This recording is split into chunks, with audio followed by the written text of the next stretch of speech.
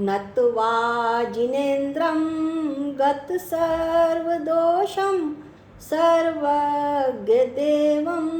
हितदर्शकं च श्रीजैनसिद्धान्तप्रवेशिकेयं विरच्यते सौअल्पधिया हितायम्। कल हमने प्रमाण के भेद जाने थे। प्रमाण के दो भेद होते हैं, एक प्रत्यक्ष प्रमाण और दूसरा परोक्ष प्रमाण। प्रत्यक्ष प्रमाण का विस्तार से अध्ययन हमने कल कर लिया था। आज हम परोक्ष प्रमाण को जानेंगे। परोक्ष प्रमाण किसे कहते हैं? जो ज्ञान दूसरे की सहायता से पदार्थ को स्पष्ट जानता है वह परोक्ष प्रमाण कहलाता है। जैसे मति व श्रुत ज्ञान, जैसे शास्त्रों से आत्मा को जाना, शास्त्रों से आत्मा का ज्ञान होना। परोक्ष प्रमाण के कितने भेद हैं? परोक्ष प्रमाण के 5 भेद होते हैं।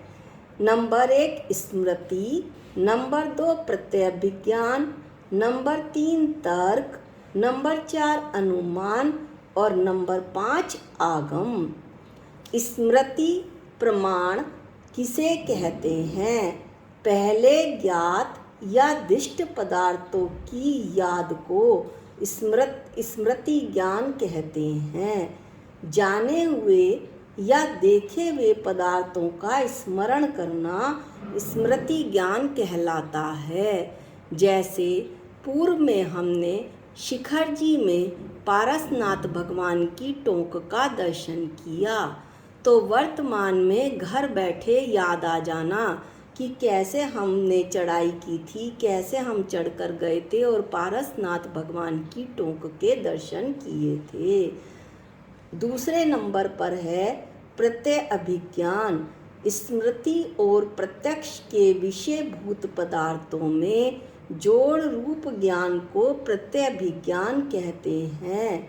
जो हमारी याद में है, हमारी स्मृति में है, दृश्य या वस्तु, वही दृश्य या वस्तु हम सामने देखें, वर्तमान में देखें, तो उस ज्ञान को प्रत्यय अभिज्ञान कहते हैं।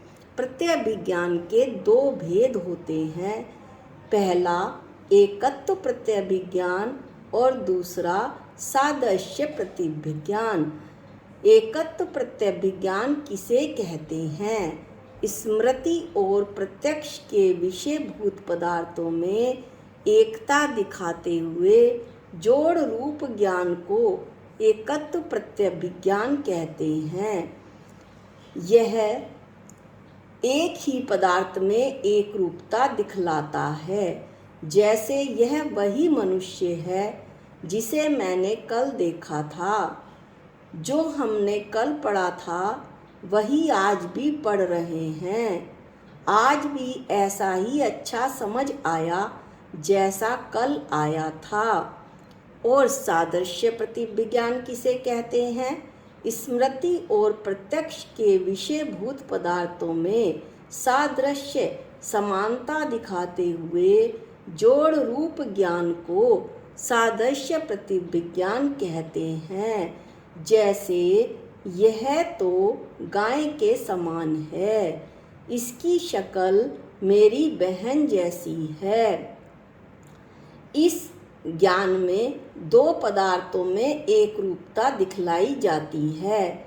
आज की सब्जी वैसी ही स्वादिष्ट है जैसे कल की सब्जी बनी थी। तीसरा जो भेद है परोक्ष प्रमाण का वो है तर्क। व्याप्ति के ज्ञान को तर्क कहते हैं। इसे ऊहा ज्ञान भी कहते हैं। व्याप्ति किसे कहते हैं? अविनाभाव संबंध को व्याप्ति कहते हैं। अविनाभाव संबंध किसे कहते हैं? जहाँ जहाँ साधन यानी हेतु पाया जाता है, वहाँ साध्य का होना। जिसे साधन द्वारा प्राप्त किया जाए वो साध्य उस साध्य का होना अविनाभाव संबंध कहलाता है। और जहाँ जहाँ साध्य नहीं होता है वहाँ वहाँ साधन भी नहीं होता है। दृष्टांत, जहाँ जहाँ धुआं है वहाँ वहाँ अग्नि पाई जाती है। जहाँ अग्नि नहीं पाई जाती वहाँ वहाँ धुआं भी नहीं पाया जाता। जहाँ जहाँ ज्ञान पाया जाता है वहाँ वहाँ जीव पाया जाता है। जहाँ जहाँ जीव नहीं पाया जाता वहाँ वहाँ ज्ञान भी नहीं पाया जाता। तर्क के बाद अनुमान और आगम हम कल की वीडियो में जानेंगे। आज के वीडियो में इतना ही। जावाणी के ज्ञान से सूझे लोकालोक, जो वाणी मस्तक नमो सदा देत हूँ दोख। हे जिनवाणी भारती तो हे जपूं दिन रैन, जो तेरी शरणागते वो पावे सुख चैन। सबको जय जिनेंद्र।